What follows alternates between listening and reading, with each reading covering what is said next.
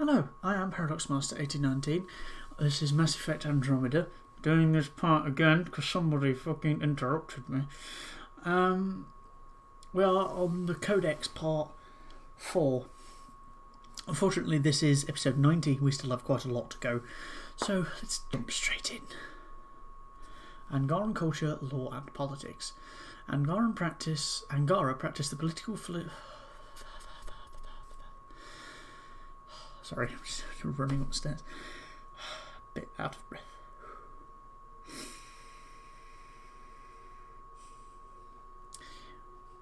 Practice the political philosophy of horizontal collectivism. All members of society are valued equally and every citizen has a voice, but the ultimate goal is for individuals to promote the best interests of the entire civilization. Angara are expected to set aside personal preferences for the greater whole, and their laws reflect this. Crimes are evaluated and punished according to the pervasiveness of their impact and an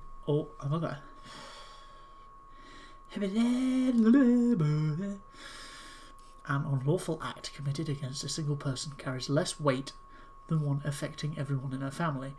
Those who transgress in a way that undermines all Angaran society incur the maximum penalty: death or exile.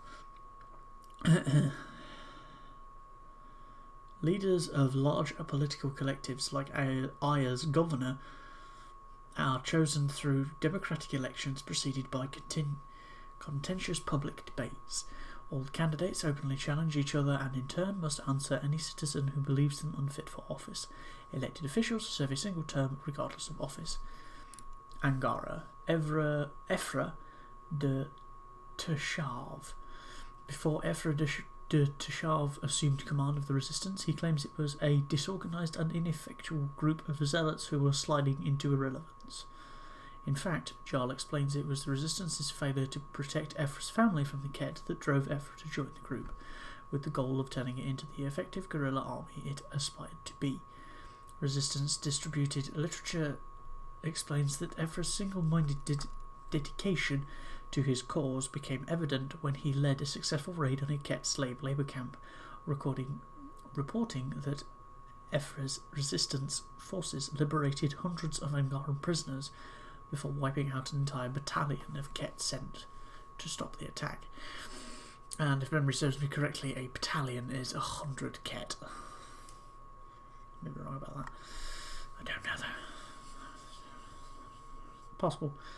According to Jarl, Ephra is feared by his resistance subordinates and respected by Angaran leaders, but he remains an isolated individual. He keeps no close ties by design. Everyone in the resistance is expendable, and Ephra is said to understand too well the pain that comes with losing those closest to him. Angara culture. Our first cultural exchanges quickly revealed that there is no homogeneous Angaran culture. Development on separate planets has left striking differences in Angaran social norms that are yet to be reconciled. Some common threads can be established. The Angara prize familial unity, preferring to live, work and raise children in extended family groups. Political factions tend to emerge from these extended families, with leaders elected by popular support. Spirituality has a role in Angaran daily life, with their calendar making space for the religious holidays of many different faiths. As a safe and hospitable garden world, Aya has emerged as a centre of Angaran society and trade, with many communities facing harsh conditions and resource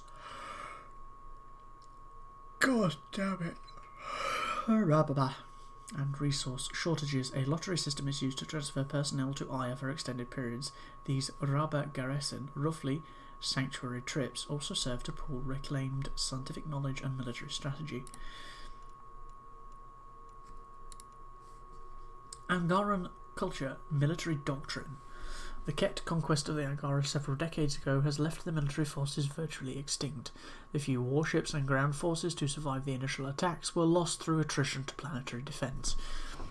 In place of an organised military, the Angara must now rely on the resistance. Angaran leaders composed articles of war and submitted them as laws to be followed by these volunteer soldiers.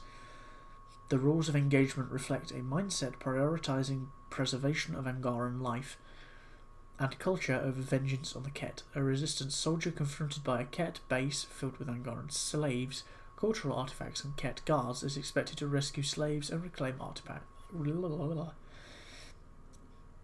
Is expected to rescue slaves and reclaim artifacts first. Any Ket would then be destroyed with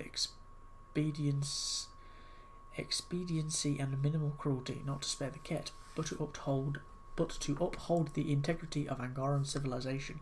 My god, my face feels like it's fucking falling apart. Aksul. Aksul is a former student of the Moshae who was captured by the Ket while studying remnant technology on Vold. He spent a year in a forced labour camp before escaping with a handful of other prisoners. Scarred physically and mentally by his experience, Aksul turned his back on his studies and his life on Aya to form the Rokar, a xenophobic fighting force who use guerrilla tactics against both the Ket and Milky Way species. Jarl describes Aksul as annoyingly magnetic and a born leader. Among all the Moshae students, Aksul learned the quickest. He was always surrounded by friends and admirers. Before his imprisonment, the Moshae believed Aksul would be the one to carry on her legacy. His change in personality hit her the hardest. By shooting Jarl, Aksul disgraced himself in front of his followers. While the Rokar have not completely disbanded, Aksul has retreated into the shadows. Angara spirituality.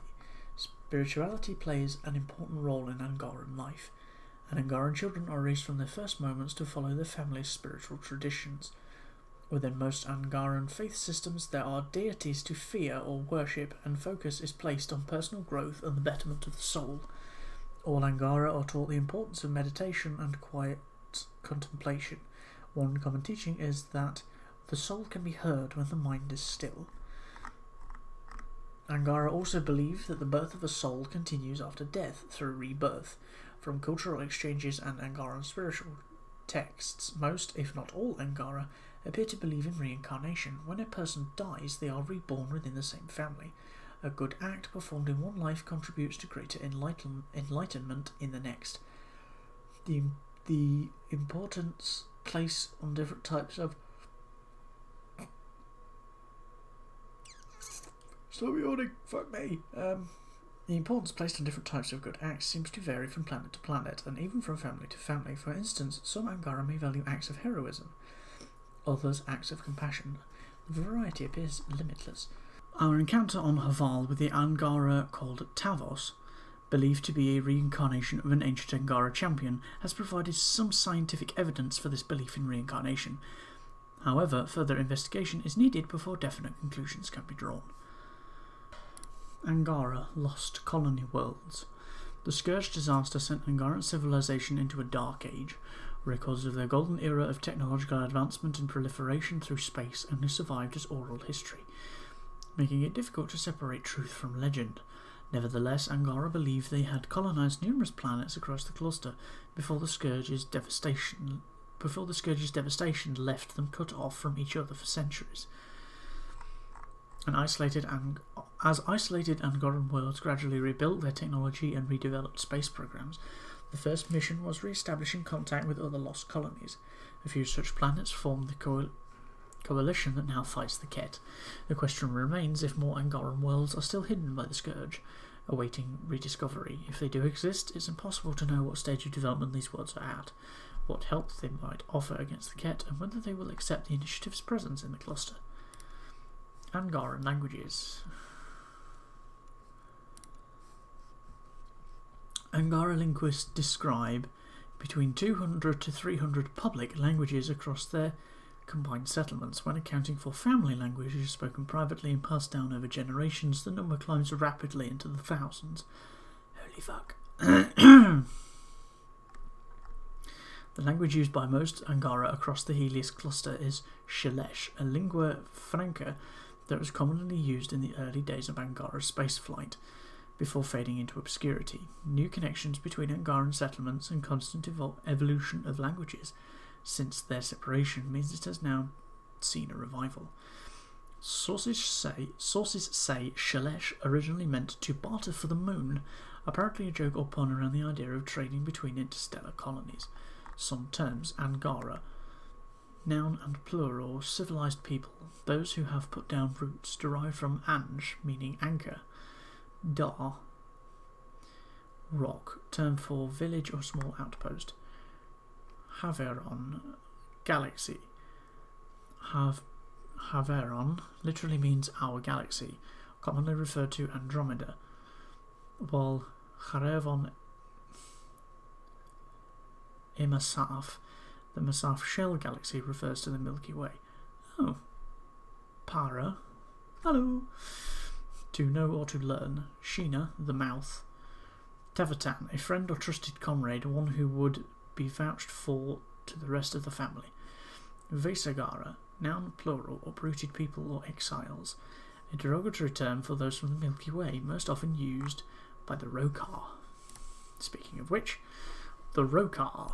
Jarl describes the Rokar as dangerous cousins. Ruthless and single-minded, the Rokar propaganda describes their intent to drive all alien invaders, both Milky Way and Ket, out of the cluster. The Rokar were founded by Aksul, a charismatic Angara who once studied with the Moshai. Jarl explains that Aksul was captured by the Ket and held in a forced labour camp for over a standard year, while the Resistance could not risk rescue. Though he survived, Aksul was embittered against the Resistance and alien life.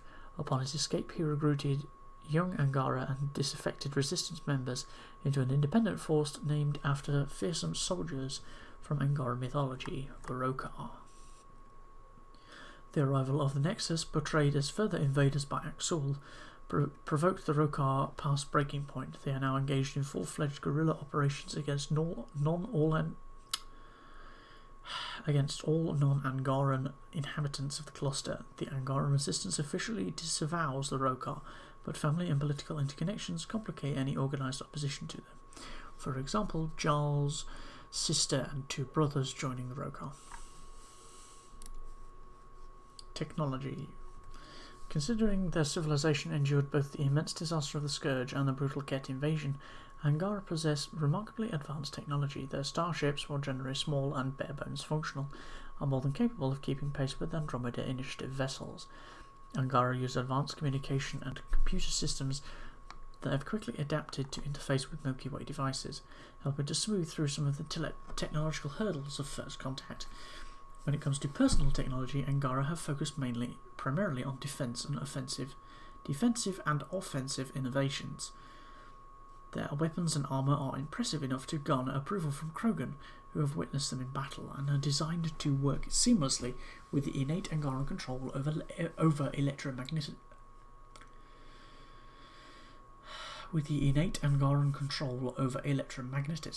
The Angara are in turn fascinated by Milky Way omnitools and have already begun experimenting with the technology for their own use. The Angara also had decades to study technology firsthand. If relations remain cordial, this technological knowledge may become invaluable.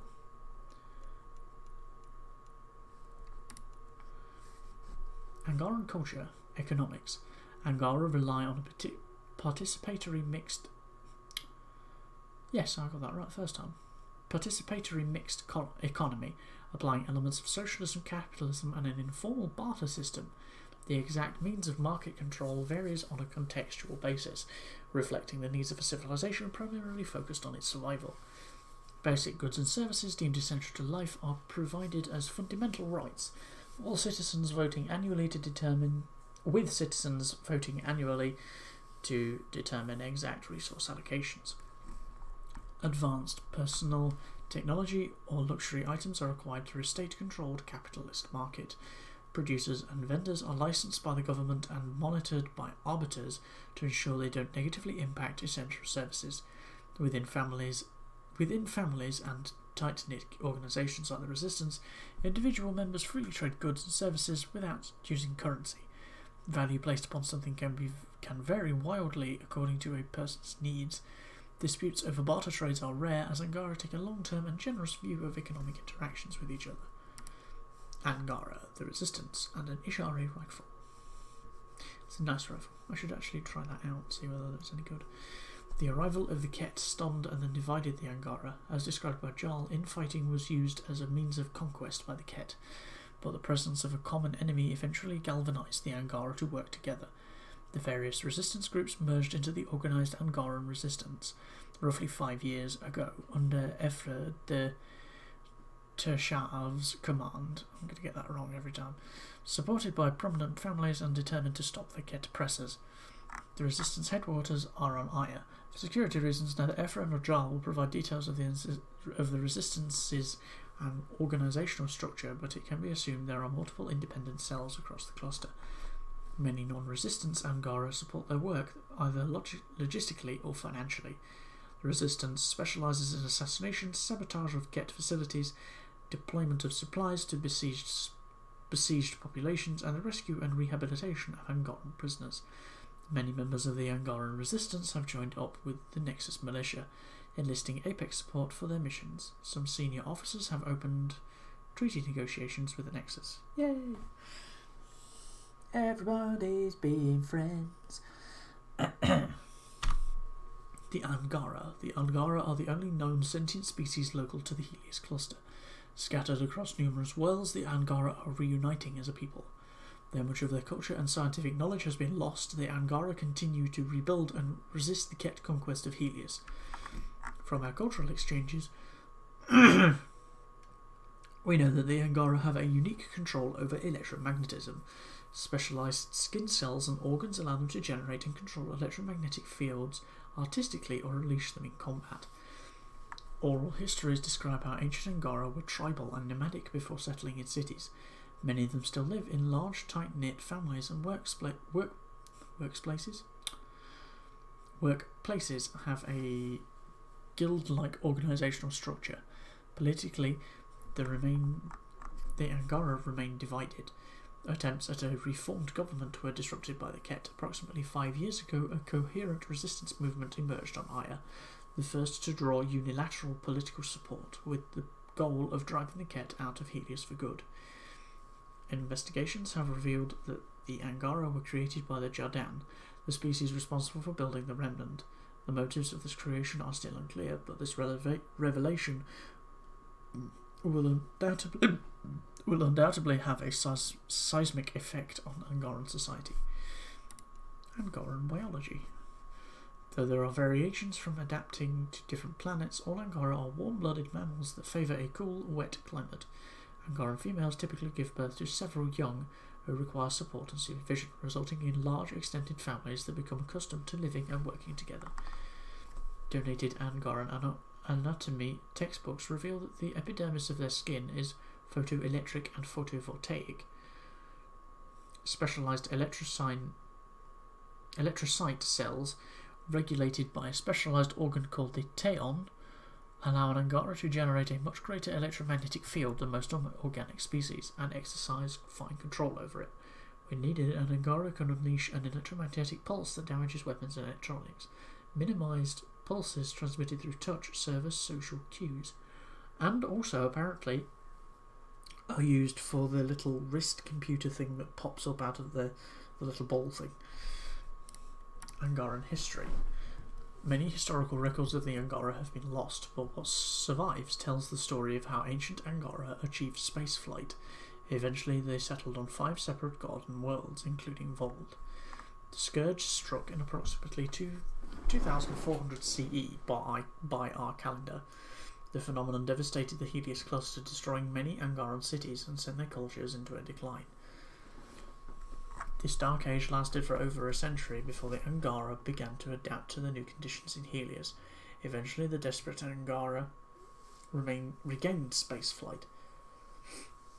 Not desperate, disparate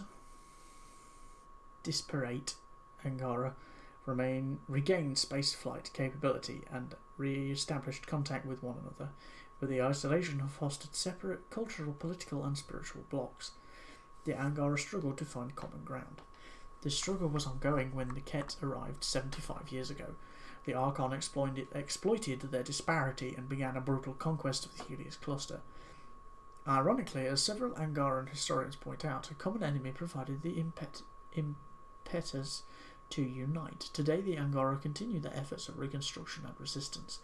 We now know that circa 1600 BCE, the Angara were created and seeded across Helios by the Jardan. Records of this process are less substantial than ancient Angaran history, but it was apparently in service of a grand experiment. It is unclear which planets the Angara were seeded upon, and which they reached via self-developed spaceflight. Though Haval is a likely candidate, Angaran historians are now reviewing what records remain either for tampering or cultural interpretation of events the Jardan set in motion. The Moshai, who we saved, and then pissed off. We pissed her off because we didn't blow up the base. Part scientific genius, part cultural icon, Moshe Sefer is treated with an almost religious reverence by everyday Angara. Her technological innovations have touched nearly every facet of the civilization and were instrumental in the construction of Aya's capital city. Her analyses of the Ket threat have slowed the enemy's conquest of the Helios cluster by informing the tactics and goals of the resistance for decades. From Jarl's Recollections. From Jarl's Recollections, the Moshai chafes at her celebrity status and prefers to work in solitude. Unlike most Angara, Moshe Sefer doesn't belong to a large extended family. She claims she was never married nor bore children, focusing on her life's work of unravelling the mysteries of remnant technology. Her goal, stated in many of her writings, is to unlock the secrets of the remnant for the benefit of all Angara, helping them to overcome the Ket and restore Angaran civilization to its pre-scourge greatness. And that is the Angara. Now we turn to the enemy, the Ket. Ket Fiend. Fiends are monstrous beasts with a heavily armoured carapace. Unlike the stealthier wraiths, fiends are besieging units that attack head-on, scattering enemy forces and destroying entrenched enemy positions. They attack a non-Ket without appearing to need orders. Some scientists believe fiends respond aggressively to an absence of Ket pheromones or similar cues. A fiend's carapace is permeated by dense cartilage that makes it both strong and flexible, and acts as a shock absorber for incoming fire. Preliminary study of their nervous system suggests that nerve transmission is dampened above a certain pain threshold, allowing a fiend to detect injury but not to be slowed by it. Reports of fiend encounters are often accompanied by casualty lists, and the militia advises that only a well-armed and organised team should handle a fiend in full rampage. We took down 3 of the fuckers, so yeah. Ket Ascendant. The Ascendant are the highest caste of Ket seen on the battlefield, and are considered exceptionally dangerous. Apex reports that they are typically only seen when the Ket are conducting high-stakes operations, or when a persistent enemy must be eliminated. Element 0 cores throughout its armour allow an Ascendant to levitate off the ground, allowing it to command the attention of subordinate Ket and rain devastating fire down upon enemies. So that's why they keep floating. The Ascendant appear to have biological control over electromagnetic force. Cell samples gathered at great risk show electrocyte-like formations. It is likely that an Ascendant uses equipment or implants to amplify and control the ability, allowing it to manipulate EM fields that empower its weaponry. If provoked, the Ascendant can unleash a ball lightning-like attack, which conducts electricity to nearby foes or yank an opponent helplessly off their feet to deliver a barrage of blows. The Archon. The individual known as the Archon is dead, the leader of the Ket forces in the Helios cluster. Though rarely cited, his arrival at Ket installations is reportedly greeted with fearful shows of deference, the execution of distant Ket, and the presentation of valuable remnant technology. The Archon has maintained control of the cluster for almost 75 years, reportedly through a combination of long, patient strategies and brutal subjugation. According to Angaran sources, the Archon arrived in Helios with a pantomime of diplomatic overtures that confused the Angaran leadership and provoked them against one another before he ordered the conquest of their worlds. In recent years, the Archon has taken an increasing interest in remnant technology, ordering new dig sites and touring Ket defended remnant structures. He is said to take many remnant specimens aboard his flagship for study at leisure. Those who interfere are executed on the spot or hunted down by the Archon's sword, his mysterious and feared enforcer. Oh dear! Excuse me, Mr. Archon! Bang! just pulls his weapon out and fires at the door. According to the Moshae, the Archon is focused on Meridian, the control center for the Remnant Vault network. In his hands, Meridian could be used to devastate the planets of the Helios cluster, rendering them uninhabitable and giving him a hold over all sentient life here. Though he reportedly knows its location, the Archon has been unable to stop an unable to develop an interfacing method, meaning the greater secrets of Remnant technology are closed to him. It is now understood that the Archon's single-minded efforts to find and control Remnant technology have diverted resources from the Ket conquest of Helios. From gathered intelligence, the Archon's second-in-command, the Primus, believes their leader's interest in the Remnant has become an obsession that threatens their subjugation of the Angara. The Archon was killed at the Battle for Meridian after almost gaining control of the facility. We now face the consequences of his death. Though the Ket are still reeling from the loss of their leader, the Primus has reportedly succeeded him and intends to pursue Ket interests in Helios. Well, let's not go with the next fucker we have to put a bullet through. The Ket. Led by the Archon, the Ket are a powerful and technologically advanced species whose home space lies beyond the Helios cluster. The Ket encountered here are an expeditionary force seeking life forms for exaltation, as well as secrets of the Remnant technology left behind in Helios. Evidence suggests they arrived in Helios roughly 70 years ago. As we have learned, Ket multiply and replenish their armies via exaltation, where the Ket take desirable genetic traits from other life forms and incorporate them into the Ket genome. The donor life form, in return, is mutated with Ket DNA. Ket view this exchange as an almost sacred process of self-development.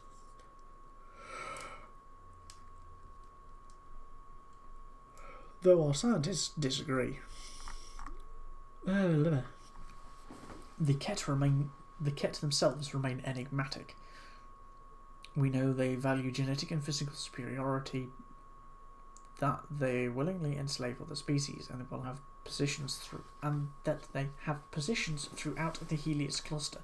Unfortunately, a sustained dialogue or diplomatic overtures seem impossible, as the Ket ruthlessly exploit any attempt at peaceful communication. However, investigations show a rift between the Ket and the Helios cluster.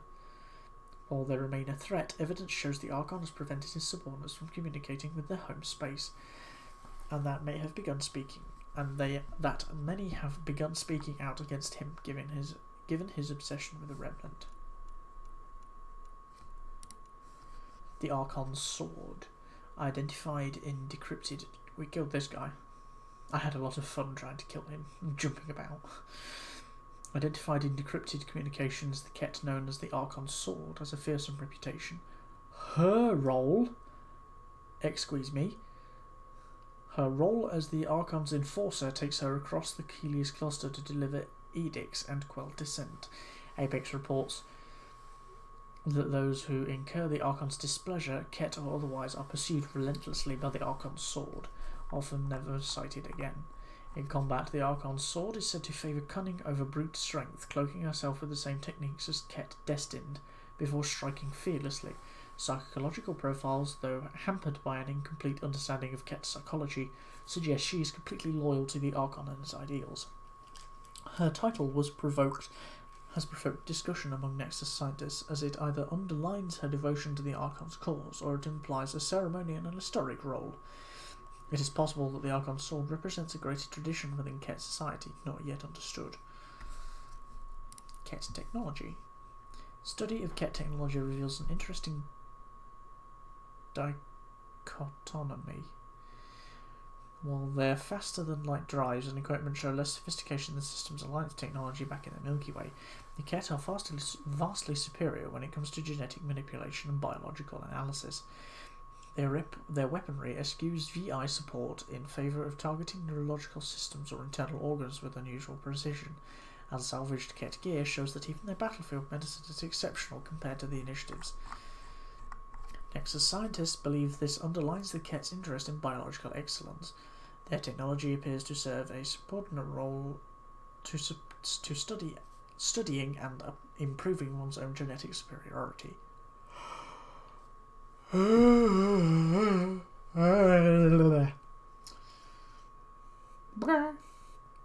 My analysis of Ket technology from your scans suggests that it is highly mimetic. It follows the Ket pattern of behaviour. Rather than conducting research and development, Ket engineers incorporate features from other species and improve their designs incrementally. Remnant and even initiative-inspired changes are already beginning to appear. Ket destined. Destined are described in interceptor communications as ancestral Ket, who act as battlefield commanders. They rally infantry into tightly cohesive units, providing shield support. That's why I take them out first, without realising it. That's actually why I take them out first. That and having them cloak and pop up behind you and shoot you in the back is a fucking bitch. Providing shield support and directing operations from the centre. The most interesting characteristic of the Destined is their ability to produce an obscuring smoke cloud without mechanical assistance. Preliminary studies suggest Destined have internal sacs that excrete carbonate-rich compounds, which include a melanin-like pigment. When expelled into the air, it will, at will, internal acids trigger a gas evolution reaction and the pigment expands to cover the battlefield, cloaking other Ket allies. While studies suggest it is not harmful, breathing the cloud for extended periods is not recommended. Nice to know. Ket Anointed. The Ket soldiers known as Anointed appear to be of similar caste to the Chosen, infantry equipped with light armour. Anointed, however, wield heavy plasma cannons, making them a rallying point for the other Ket forces, and shield themselves with kinetic barriers against splashback. A barrage from an Anointed's plasma cannon can shred through enemy barriers and severely damage ground vehicles. Communication intercepts suggest that Anointed assist in coordinating Chosen squads and act in an NCO role. It is unclear if the term Anointed refers to a senior rank amongst the Chosen, or if Anointed are part of a separate division within the Ket infantry. With a new understanding of Ket exaltation, it is now apparent that Anointed are exalted Angara, transformed into soldiers for the Ket cause. Their title may refer to foot soldiers who have been entrusted with a more crucial battlefield role by their superiors.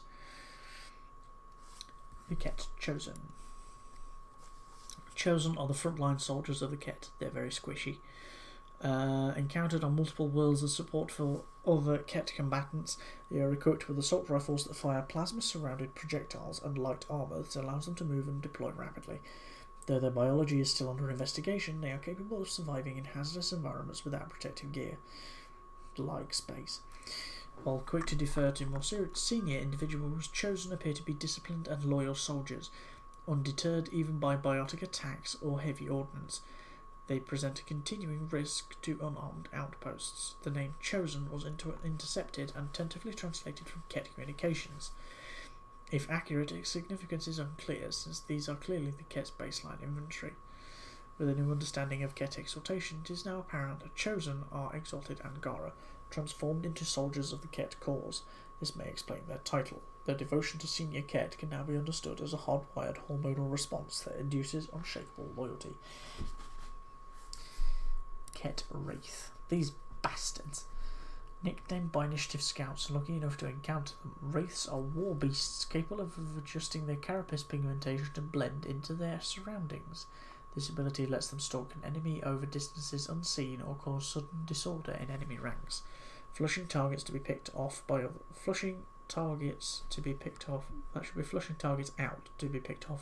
other Ket forces. When attacking, Wraiths leap and strike with impressive jaw strength that can puncture ceramic armour. Wraiths present an interesting study to Nexus scientists, initially believed to originate from the same home world as the Ket, since they have similar physical characteristics. Wraiths show clear genetic similarity with other feral creatures sighted across the Helios cluster. With a new understanding of Ket exaltation, similarity can now be explained. It appears that Wraiths are the result of exalting these feral creatures into faithful war beasts. Behemoth. These unfortunate individuals were once Krogan. After capture, experimentation and attempts at exaltation, they are now behemoths. bearing the characteristic white carapace of the Ket and the strength of a Krogan in full fury. Behemoths appear to be an early attempt at exaltation, and the process for the Krogan is as yet unrefined. Like exalted Angara, these transformation is genetically and neurochemically stable. Behemoths are unable to produce enough serotonin to break out of the feedback loop that results in Krogan blood rage, rendering them permanently aggressive and non-communicable. In addition, DNA samples suggest behemoths are susceptible to hypothalamic tumours, further evidence that exaltation is intended to affect the body's oxytocin production and social bonding responses. Fighting a behemoth is not for the unprepared. With a Krogan resilience to gunfire and a preference for charging into melee, Apex tactics currently revolve around multiple rocket-propelled grenades. That would work, blasting bits of carapace off. Ket biology. Ket biology is a driven force in their expansion. The Ket are capable of transferring beneficial genetic traits from other species during exaltation, modifying their genome and expressing new traits almost immediately. Study of Ket DNA shows evidence of horizontal gene transfer and the incorporation of genes from dozens of unknown species. Their cells have transfective properties normally only seen in specially engineered laboratory animals, meaning the Ket are able to custom mutate their genome. All Ket and their exalted have a distinctive white exoskeleton. Dissection reveals these growths contain fluid-filled sacs that capture dissolved gases from the circulatory system, slowly releasing them if the Ket is oxygen-deprived. The fluid pressure of these sacs also stabilises the body if environmental pressure is reduced. This helps the Ket survive hazardous planets or even in the vacuum of space without suits, while providing additional protection against gunshot injuries.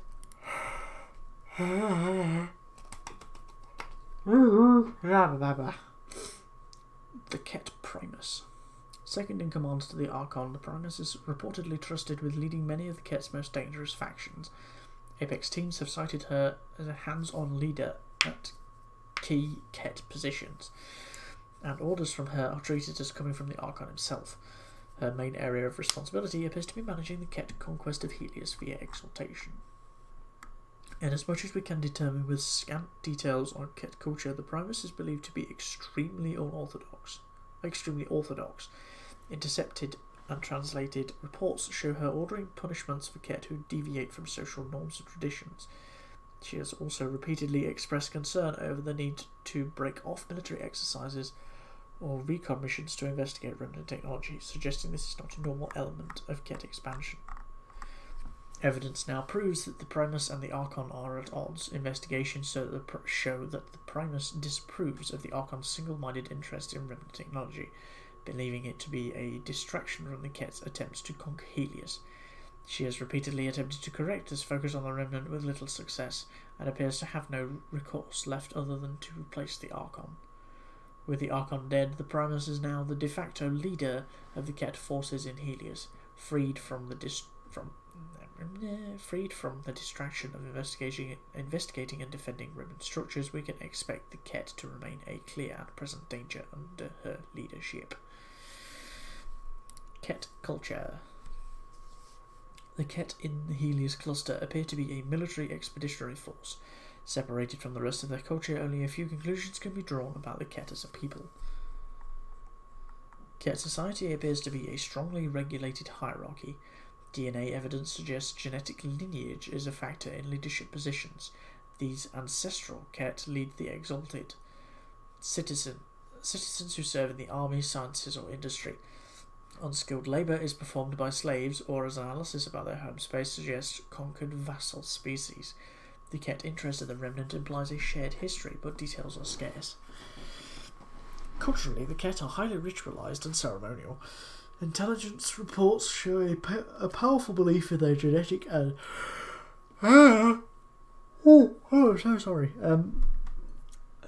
powerful belief in their genetic and military superiority, and a belief that it benefits lesser species.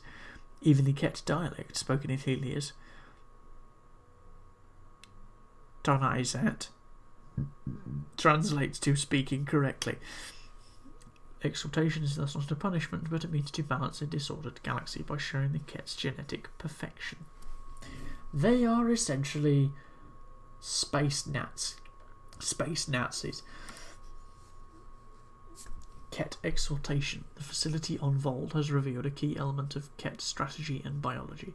The Ket do not recruit soldiers, they take prisoners and submit them to exaltation. This process transfers beneficial genetic traits to the Ket and turns the donor into a fanatically loyal exalted, many of whom serve in the Ket military. Most of the individuals we have fought appear to be exalted Angara.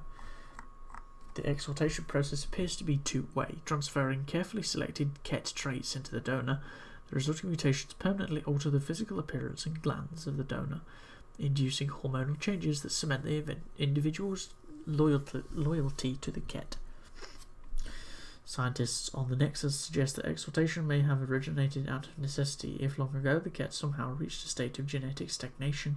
Adopting the genetic traits of others may have been their only means of survival. Today it is a ceremonial, if morally repellent, cornerstone of Ket culture.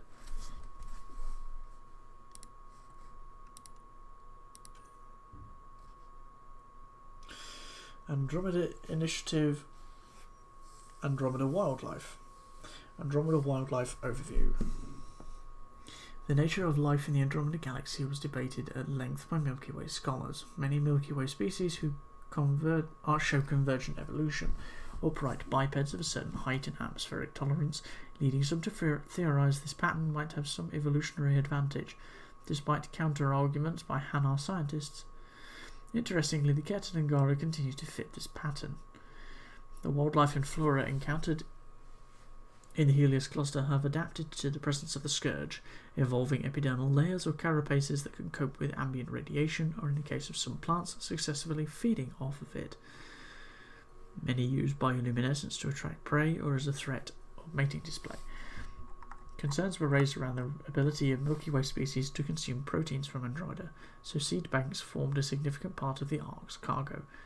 We now know it is safe to consume food grown or hunted here, though enzyme supplements are recommended and have become a social norm at mealtimes.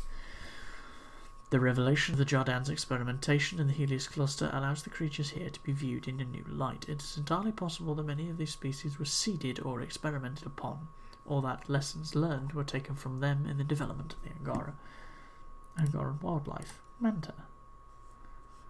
Nicknamed a manta by Andromeda Initiative observers, this majestic creature has been sighted on several worlds in the Helios cluster. The Nexus scientists believe it may have originally evolved on a world with heavy deposits of element zero, giving it the ability to lower its mass enough to swim through the air.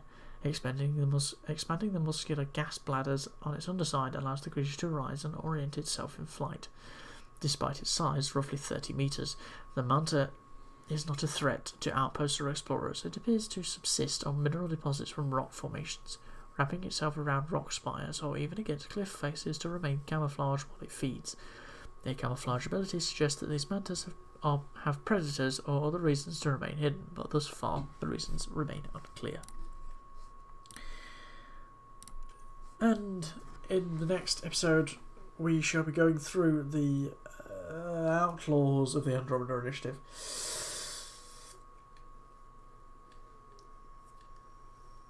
I have been Paradox Master 1819. I'm fucking yawning again.